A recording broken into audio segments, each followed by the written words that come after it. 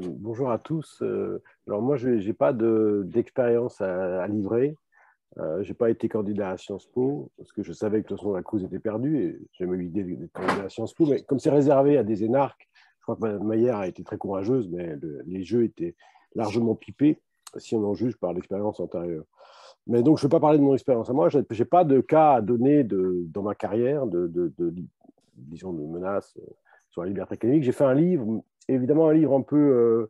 j'ai écrit un livre un peu, disons, j'ai écrit ça, j'ai dit que c'était un essai, parce qu'évidemment, je n'ai pas fait une analyse systématique exhaustive, et donc les cas que j'ai pu rapporter, je les ai trouvés de façon un peu aléatoire dans la presse, et puis surtout dans ma discipline, qui est le droit, qui est une discipline un peu en marge. Les juristes sont rarement considérés comme des vrais universitaires des sciences sociales, mais ils ont un avantage, c'est qu'ils enseignent dans des facultés où il y a beaucoup d'étudiants, donc ils savent ce que c'est que la pratique universitaire actuelle, avec des gros effectifs, des gros travaux à faire de correction de copie, donc ils souffrent, tous d'ailleurs, surtout les jeunes, en début de carrière, de la discordance entre la difficulté d'accéder au stade de maître de conférence ou de professeur et la réalité du terrain, c'est-à-dire enseigner à des étudiants qui, en général, n'ont pas le niveau. Bon, ça, c'est en général mal vu de dire ça, mais c'est quand même une réalité que tout le monde constate. Et donc, ils souffrent de ça. Donc, moi, j'ai évoqué cette question parce que ça me paraît très important. Personne n'en parle. Les journalistes, quand ils ont parlé de mon livre, on ne peut jamais parler de ça. J'ai parlé de la principale menace pour nous en France, c'est la menace de l'administration. C'est-à-dire la tutelle que fait... Et c'est très français. C'est-à-dire, moi, je ne suis pas du tout sur votre ligne politique. Je ne pense pas que ce soit le néolibéralisme qui soit en cause dans la décadence de l'université française. Ce qui est en cause pour moi, c'est ce que j'appelle le néo-soviétisme français, c'est-à-dire une très mauvaise gouvernance avec la création d'apparatchiks qui nous dominent, qui sont des anciens universitaires qui ont quitté le métier et qui deviennent présidents d'université, qui deviennent ministres, etc. Donc je pense que c'est un facteur, c'est un point aveugle de la réflexion de gauche, je crois, sur l'université, parce que c'est mal vu de dire ça, c'est fait libéral, c'est un gros mot en France, mais c'est un vrai problème. Moi, en tout cas, dans ma pratique depuis que je suis universitaire, le principal danger que j'ai vu dans mon métier, c'était l'administration. C'est-à-dire l'administration au sens large, le ministère, par ses réformes, qui a complètement, effectivement, pour le recrutement, démoli l'université. Donc, dans la loi LPR, moi, ce qui me choque le plus, c'est pas l'argent qu'on a déversé, c'est tout simplement la modification radicale du recrutement. C'est complètement suicidaire puisqu'on a abandonné le contrôle national, alors qu'on sait que dans les universités, localement, règne ce qu'on appelle le clientélisme. Voilà. Donc, pour moi, le principal danger en France, effectif, je ne parle pas de menace, effectif, c'est l'administration dans ses deux niveaux, le ministère, incompétent, et les présidents d'université, avec la loi LRU, qui a évidemment fait de ces universités des managers, qui croient manager, et qui ont évidemment, et ça, là il y a un écho avec ce qui a été dit dans la session précédente, et qui croient nécessairement qu'ils ont un mot à dire, non seulement sur la carrière, mais éventuellement sur les recherches. Donc, je pense que c'est. Et alors, vous pourrez dire que tout ça c'est vague, mais dans le pouvoir du président de l'université, il y a l'administration.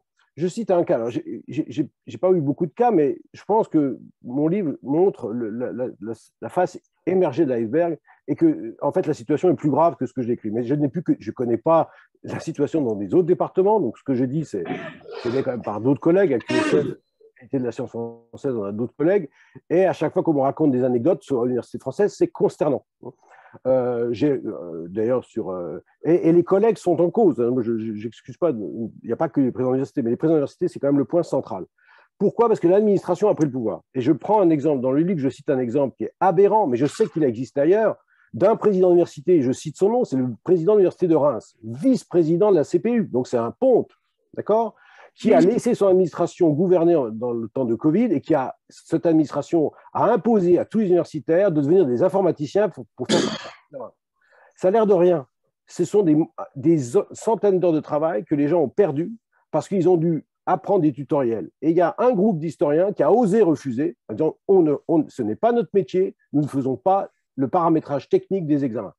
Tout ça, ça paraît très bizarre, mais en tout cas, il y a un vrai enjeu, ce qui est de savoir le temps de travail. À l'université, je ne parle pas du CNRS, je parle des universitaires qui enseignent. On n'a plus le temps de faire de la recherche. Voilà. Donc, le capital le plus précieux pour nous, c'est le temps. Tout le monde le sait, c'est le temps disponible. Ce temps disponible est renié de façon systématique par ce qu'on appelle le développement des tâches administratives. Ce n'est pas dans le décret de 84. Et ça, à mon avis, c'est le combat qu'on n'a pas mené. Et donc, moi, j'insiste et j'incite, en tout cas, tous les universitaires à résister comme ont fait nos collègues, une petite minorité de collègues de Reims a résisté à la chef de service, une sorte de petite despote locale, soutenue par le président. Le président n'a même pas répondu aux universitaires qui protestaient. Il a suivi aveuglément son administration. Donc, on a un vrai conflit, un conflit fort dans toutes les facultés. Je suis sûr qu'il n'y a pas qu'en droit, je suis sûr que c'est partout pareil, entre d'un côté l'appareil administratif avec ce président et les universitaires. Et ce qui est au centre du combat, c'est la question du temps. Je cite des exemples aberrants où des universitaires sont obligés de surveiller les examens dans des disciplines qui ne sont pas les leurs, comme si c'était des pions. Donc, quand on voit le nombre d'heures disponibles pour la recherche qui est restreint, qui est de plus en plus restreint, qu'on voit que l'administration ose imposer à des chercheurs, hein, certains universitaires sont des chercheurs, des tâches aussi subalternes que la surveillance d'examen dans des disciplines qui ne sont pas les leurs, je pense qu'on est tombé très bas. Et c'est pour ça que je dis qu'en partie les universitaires sont responsables, parce qu'ils ne se sont pas su se battre, ils se sont laissés imposer des choses inadmissibles. Donc, moi, de ce point de vue-là, je pense qu'on devrait quand même adapter notre logiciel à la situation française. On n'est pas dans cette histoire. La machine néolibérale, honnêtement, j'attends des exemples très concrets. Moi, j'en ai pas eu, mais il y en a peut-être, hein, où des entreprises capitalistes seraient venues comme aux États-Unis, comme j'ai vu aux États-Unis, comme j'ai lu aux États-Unis, au Canada ou ailleurs, des laboratoires pharmaceutiques qui ont interdit la publication de recherche qu'ils avaient financée. Ça existe, c'est une grave menace. C'est évident. Dans les universités privées, c'est évident. En France, moi, j'attends la preuve de cette menace-là. Par contre, la menace académique, elle est très forte. Et je finirai là-dessus parce que je ne veux pas être trop long, le livre est plus long, mais j'ai aussi relevé une autre menace qui est l'État. Dans l'État, je suis entièrement d'accord avec tout ce qu'a dit Mme Ayer sur la question de l'islamo-gauchisme. J'ai dénoncé ça dans le livre. J'ai parlé d'une résurgence des menaces politiques. Et j'ai consacré 5 pages à cette question. Mais je cite un autre cas, j'ai un chapitre entier qui est passé complètement au-dessus des radars en général de l'opinion publique. C'est l'histoire des archives, des historiens, où vous avez cette fois-ci la grosse machine, c'est-à-dire l'administration militaire, qui a imposé une restriction à l'accès aux archives, mais qui est scandaleuse, contraire à la loi, c'est totalement illégal. Le Conseil d'État l'a reconnu. L'arrêté était totalement illégal, c'était une honte même d'oser appliquer cet arrêté depuis des années.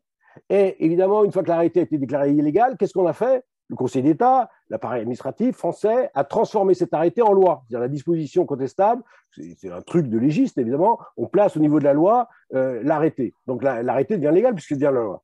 Donc ici, on voit une autre puissance très importante qui est en France la puissance de la haute fonction publique. C'est-à-dire, et on renvoie à la grande question que l'université en France n'est pas reconnue. Les élites ne fréquentent pas les universités. Jamais. Leurs enfants n'y vont pas, ils n'y sont pas allés et ils nous méprisent. Ils nous méprisent, c'est qu'ils ne nous connaissent pas, mais ils ont raison de nous mépriser parce qu'on ne pèse rien.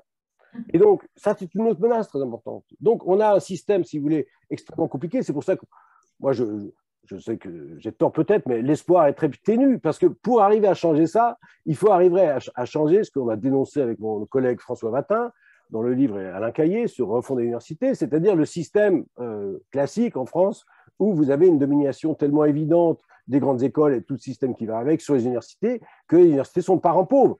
Moi, je maintiens la formule de François Watin. L'université remplit des fonctions autres que celles qu'elle devrait avoir et qu'elles ont à l'étranger. C'est-à-dire, c'est soit un parking social à chômeurs, soit on fait de la politique de jeunesse au lieu de faire une politique universitaire. C'est-à-dire qu'on va à l'université, on donne beaucoup d'étudiants vont à l'université parce qu'il y a des droits sociaux qui sont acquis parce qu'on est étudiant, mais ce n'est pas du tout la finalité de l'université. L'université, elle n'est pas là pour faire une politique de la jeunesse, elle est là pour instruire. Elle est pour instruire à un niveau supérieur. Donc, cette finalité essentielle de l'université en France, on ne la remplit plus.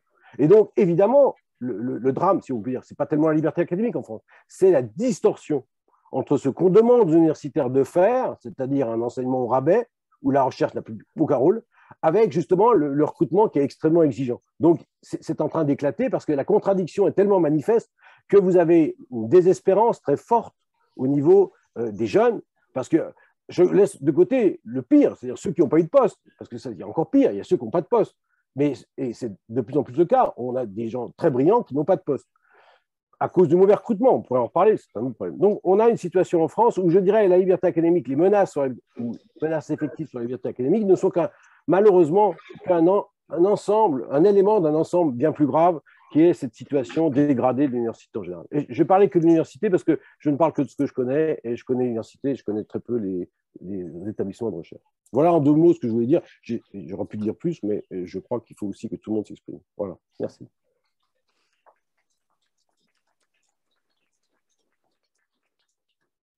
Merci Olivier Beau pour cette intervention qui j'en suis sûre, vu tout ce à quoi elle touche, générera pas mal de réactions. Je rebondis juste sur un point, parce qu'en vous écoutant, évidemment, je pensais là encore aux travaux de Béatrice Hibou, sur le fait que néolibéralisme et bureaucratisation ne sont absolument pas incompatibles. Je pense que l'on puisse écrire sur la bureaucratisation néolibérale. Et par ailleurs, je pense que c'est un des points séquents qui fait que l'on discute ensemble, que il ne faut justement pas jeter le bébé du libéralisme politique dans ce qui veut dire de défense des libertés avec l'eau du bain néolibéral. Mais je suis sûre qu'il y a quelques remarques et questions. Alors, peut-être une première question au fond avant de revenir devant. Excusez-moi, parce que j'ai commencé à suivre sur Internet, et après je suis venu, donc j'ai raté. Mais on a le droit. Mais moi, ce discours-là, je l'entends, mais il me semble quand même. Peut-être ça ne s'entend pas aux discutants, peut-être. Je pense que les discutants n'entendent peut-être pas ce qui est dit au fond de la salle. Si, on entend. C'est assez ambigu parce que moi, ce que je constate, c'est vrai qu'il y a des spécificités à chaque pays, mais quand même, de plus en plus, la France ressemble aux autres, et mettre sur le dos uniquement de l'administration, ça me semble très, très dangereux parce que je vais prendre un exemple qui n'est pas du tout de ma discipline, mais que je connais un petit peu. Vous savez, aux États-Unis, les psychologues ont disparu des universités, des facs de psychologie. Ils sont en philosophie maintenant. Et ceux qui sont en psychologie, ce sont en fait des biologistes. Et ce n'est pas l'administration qui les a virés, c'est leurs collègues. Et aujourd'hui, en France, il y a la même situation pour la psychanalyse. La psychanalyse est éliminée de l'enseignement universitaire, et ce n'est pas l'administration. Alors, l'administration est complice, mais il y a aussi des collègues. Et dans les sciences dures, il y a aussi des exemples comme ça, où ce sont les collègues. C'est-à-dire que là, il y a une interrogation, il me semble qu'il y a un point d'achoppement sur lequel on met le conformisme. Moi, derrière le conformisme, je vois de plus en plus une disparition de l'éthique et qui concerne tous nos collègues. Et simplement, l'administration, dans le contexte d'ultralibéralisation qu'on est en train de vivre, est en train effectivement de démolir à coup de massue tout ce qui a pu exister. Comme Alexander l'a présenté pour la Russie, on comprend quand même qu'il y a beaucoup de ressemblances. Même aux États-Unis, aujourd'hui, l'indépendance des chercheurs est remise aussi en cause dans plein de domaines. Et donc, là, moi, je trouve qu'il y a quelque chose qui, avec ce que vient de dire Olivier Beau, que je comprends, que je peux partager certaines choses. Moi, il me semble qu'on fait disparaître justement cette question-là d'éthique qui est en train d'être mise qui est en train d'être complètement, complètement ignorée. Et malgré tous les comités d'éthique, etc., qui en fait ne s'occupent pas d'éthique.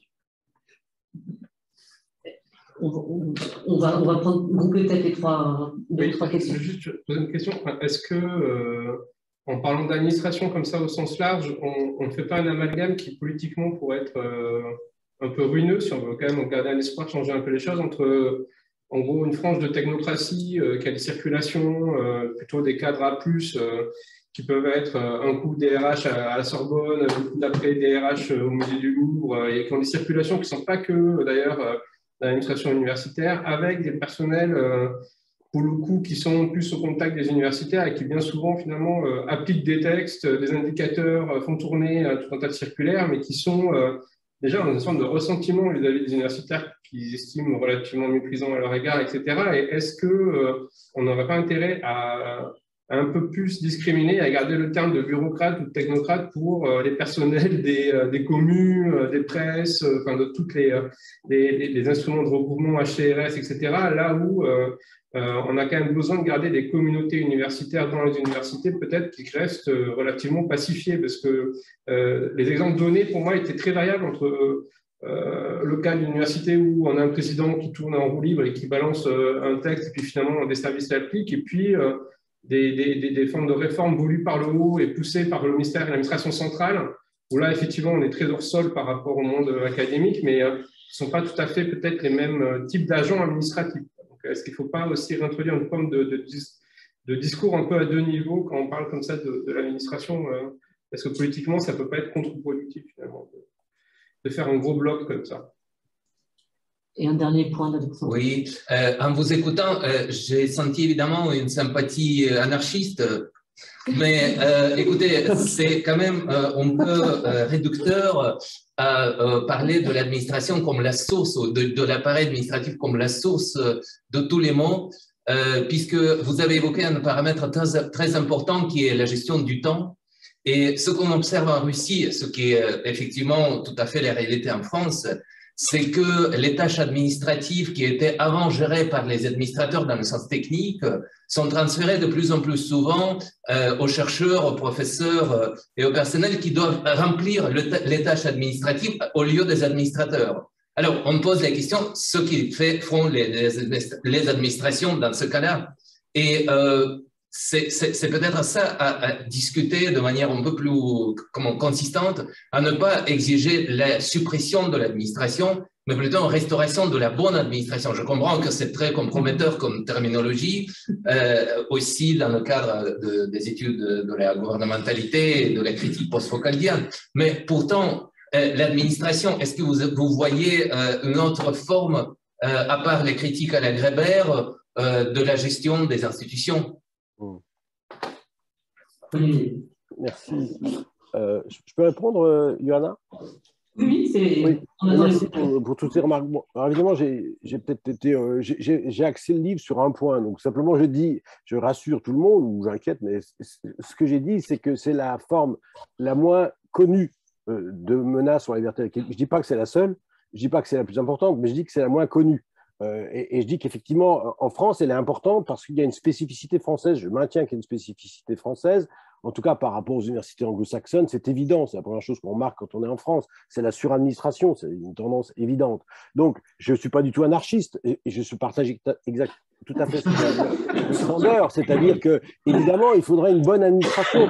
Alors après, il y a un autre problème qui est la communauté. Tout le monde parle de la communauté universitaire. La communauté universitaire, elle est totalement désintégrée. Il faut être réaliste. Il y a une anomie totale dans l'institution universitaire. Anomie de plus en plus forte. Et effectivement, il y a des luttes, pour les sociologues, tout ça est très clair, entre d'un côté l'administration, le personnel administratif, les billatos, et les universitaires. Bon, moi, j'ai participé au mouvement en 2009 de la coordination nationale. Je me rappelle très bien, le Biatos FSU qui était à côté, de Sud plutôt, qui était très Sud, qui n'a dit qu'un jour ou l'autre, il nous pendrait. Hein, il le pensait. Il nous pendrait, nous, les universitaires, hein, c'était clair. Donc, je ne crois pas du tout, si vous voulez, à cette harmonie totale. Il faut que chacun fasse son travail. Voilà, c'est tout. Ce qui est très difficile à faire. Et en tout cas, les universitaires n'ont pas à faire le travail des administratifs. Après, on va dire, il se manque de moyens. On pourrait discuter de tout ça, mais en tout cas, une chose est sûre, c'est que les universitaires n'ont pas à faire ce travail. Et puis, l'autre chose sur l'administration, effectivement, moi, j'oppose deux types d'administration. Je dis l'administration centrale et puis l'administration rapprochée. Donc, vous avez tout à fait raison. Il faudrait distinguer de façon plus précise cette fonction. Dans le livre, je cite, alors on m'a dit que c'est un exemple qui ne portait pas, mais ce que j'appelle la caporalisation de l'enseignement supérieur. C'est-à-dire, pourquoi personne ne s'interroge sur alors c'est mal vu parce que moi je suis juriste, donc les centres de recherche pour moi c'est secondaire. Mais en France, les centres de recherche sont devenus tellement importants que vous ne pouvez pas avoir accès à des financements si vous ne faites pas partie d'un centre de recherche. Si vous êtes dans une université où vos recherches ne cadrent pas avec celles de vos collègues, et vous avez le droit, vous n'avez aucun moyen d'existence. Mais pourquoi ?